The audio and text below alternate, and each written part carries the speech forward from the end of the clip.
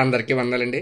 అందరూ ఆనందంగాను, ఆరోగ్యంగా ఉండాలని ఆ దేవుడిని వేడుకుంటున్నాను. ఆ పేరు బ్రదర్ ఉమ్మడి చిన్న తుని. అదేవిధంగా ఈరోజు కొలసీలు రాసిన పత్రిక 3వ అధ్యాయము 2వ వచనము. పైనున్న వాటి యందు అని కానీ భూ సంబంధమైన వాటి మీద మనసు పెట్టుకుడి. పైనున్న దేవుని మీదే, పైనున్న ఆ, పరలోకం మీదే మన దృష్టి పెట్టాలి తప్ప కిందన్న భూ సంబంధమైనవి ఆ, మన ఎన్నో ఆస్తులు, ఇల్లులు, పొలాలు వీటి మీద మనం దృష్టి పెట్టడం వ్యర్థమే. మనం చనిపోయిన తర్వాత అవి మనకు కూడా రావు, అవి ఎక్కడ ఉండిపోతాయి.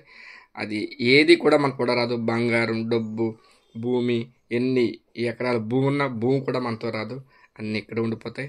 మనం మంచి చేస్తే స్వర్గానికి వెళ్తాం, పాపం చేస్తే నరకానికి వెళ్తాం. అదేవిధంగా మన దేవుడైన యేసుక్రీస్తు పరలోకం మనం చేరాలంటే మనం మంచే చేయాలి అంతే తప్ప వీటి మీద భూ సంబంధమైన వాటి మీద మనం ఆశ పెట్టుకుంటే అది వ్యర్థమే.